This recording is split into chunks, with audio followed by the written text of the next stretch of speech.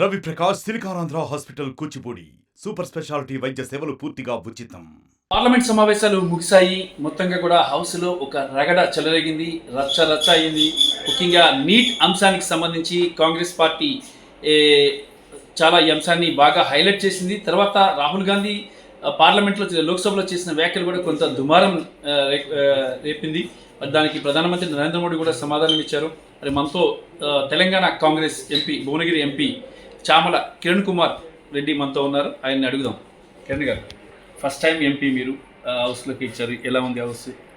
First time ఎంపీగా 543 మంది సభ్యులు 140 కోట్ల జనాభాను రిప్రజెంట్ చేస్తూ దాంట్లో చాలామంది ఐకాన్స్ అంటే పొలిటికల్ ఐకాన్స్ కూడా వాళ్ళ మధ్యన కూర్చొని చర్చలో పాల్గొనడము. తర్వాత హౌస్ అనేది ఒక మంచి వైబ్రేషన్ ఉన్న అట్మాస్ఫియర్ ఉంది ప్రస్తుతం. ఎందుకంటే 16వ లోక్సభ 17వ లోక్సభ కంటే 18 లోక్సభలో అపోజిషన్ 230 స్థానాల పైచిలకు ఉండడం డెఫినెట్గా ఇది ప్రజా సమస్యలను పరిష్కారం చేసే దిశగా ఈ యొక్క 18వ లోక్సభ నడుస్తుందన్న నమ్మకం మాకుంది. అదేవిధంగా మేము ప్రతి విషయంలో కూడా నిన్న 3 రోజులలో కూడా చాలా విషయాలలో మేము కూడా వెళ్ళి ప్రైమ్ మినిస్టర్ మోడీ గారిని మణిపూర్ ఇష్యూ మీద మాట్లాడాల్సిందిగా, మణిపూర్ ఇష్యూలో మణిపూర్ ఎంపీ తోటి మాట్లాడాల్సిన అవసరం ఉంది ప్రెసిడెన్షియల్ స్పీచ్ మీద, అంటే ఆయన వినలేదు. దానికోసమే నిన్న పార్లమెంట్లో కొంచెం చర్చ చేయడం జరిగింది.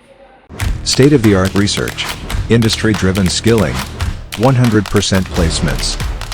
KL, deemed to be university.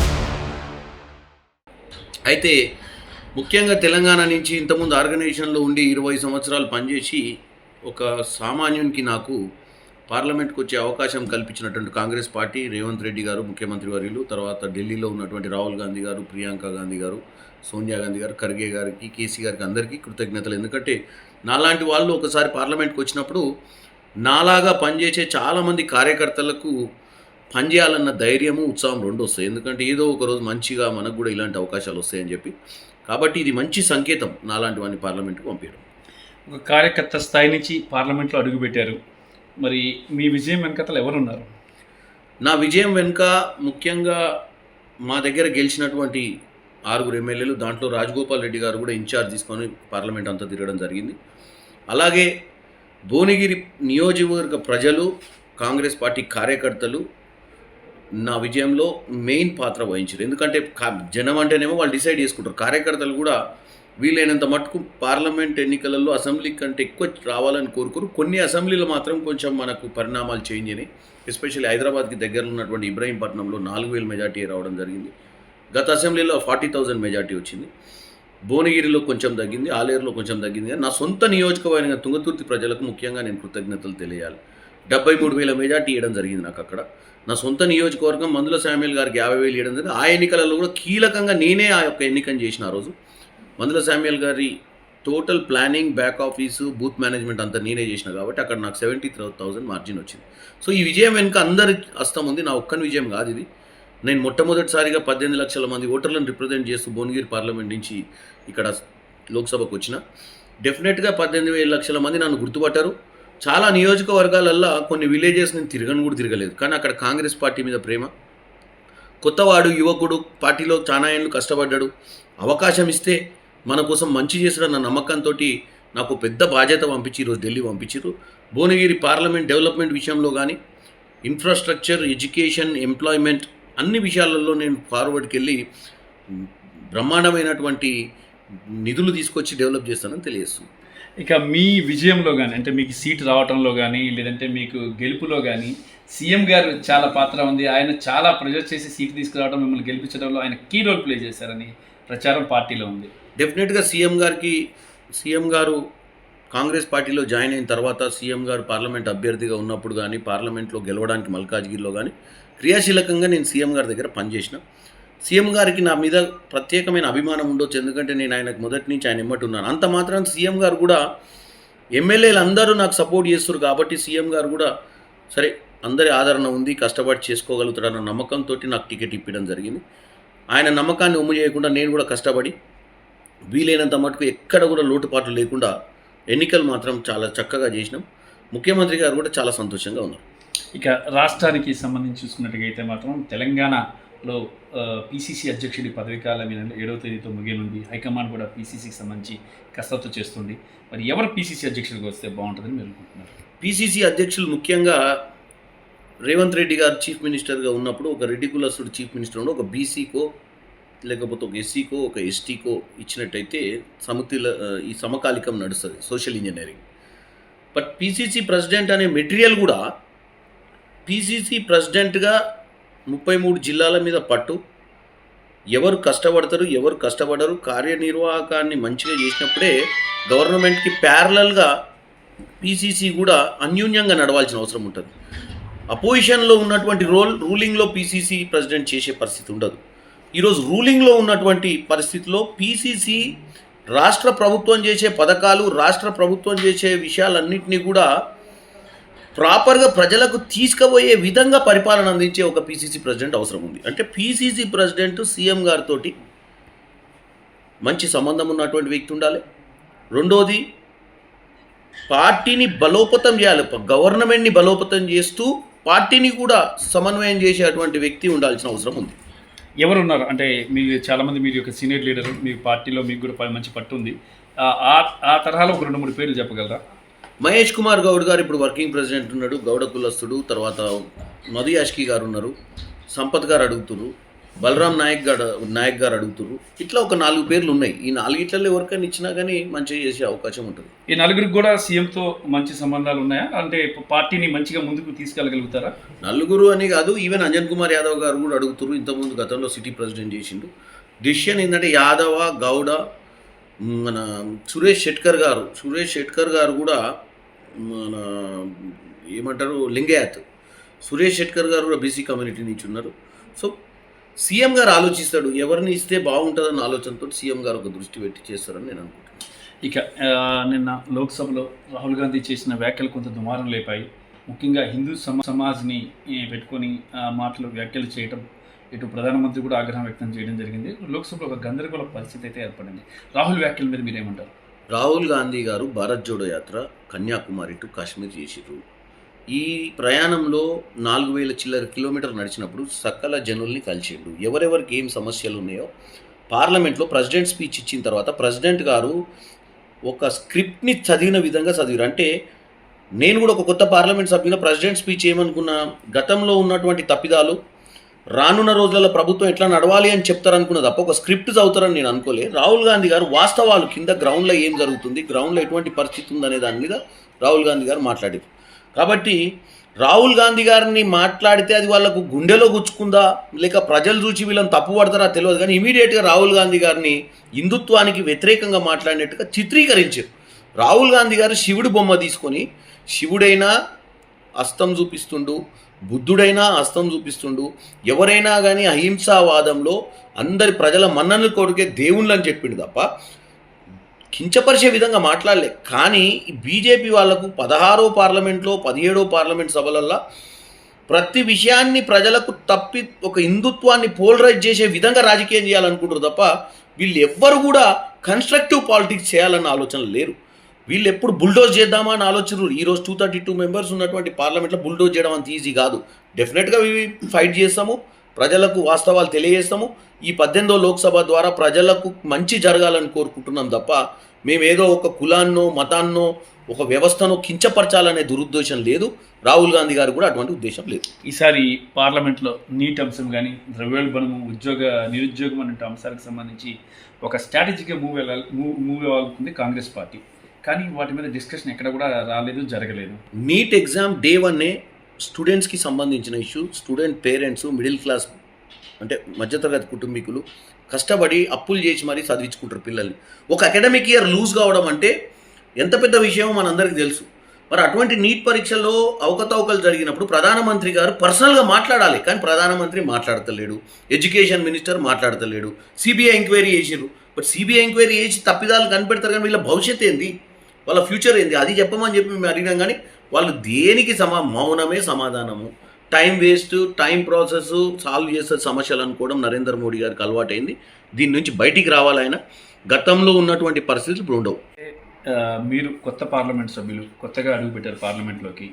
మీ అధినాయకుడు కానీ, మీ అధిష్టానం కానీ, అధినాయకుడు means your chief minister Revanth Reddy గారు కానీ, లేకపోతే మీ హైకమాండ్ రాహుల్ గాంధీ గారు కానీ, సోనియా గాంధీ గారు కానీ మీకు ఎలాంటి దశను నిర్దేశించేశారు?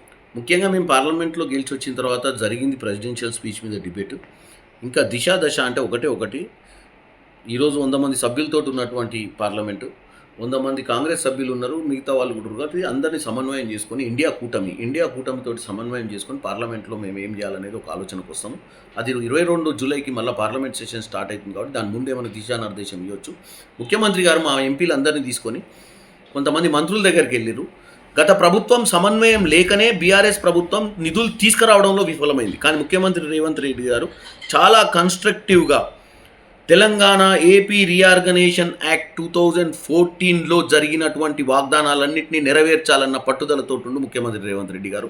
మేము ఎంపీలం కూడా ఆయనకు అనుకూలంగా ఉంటూ మనకు రావాల్సిన నిధులు మన రాష్ట్రాన్ని డెవలప్ చేసుకునేటువంటి పరిస్థితిని క్రియేట్ చేయాలన్న ఆలోచన ఉంది. అది ఆల్రెడీ చర్చ చేసుకున్నాము. అందరు మంత్రుల్ని కూడా defence minister, urban development minister, తర్వాత roads and transport surface transport మినిస్టర్లను కలిపించడం జరిగింది.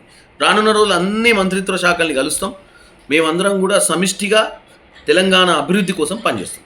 ఇక కేంద్రంలో చూసుకున్నట్టుకైతే బీజేపీ ఎన్డీఏ సర్కార్ ఉంది, మరి రాష్ట్రంలో మీకు తెలంగాణ గవర్నమెంట్ కాంగ్రెస్ పార్టీ ఉంది.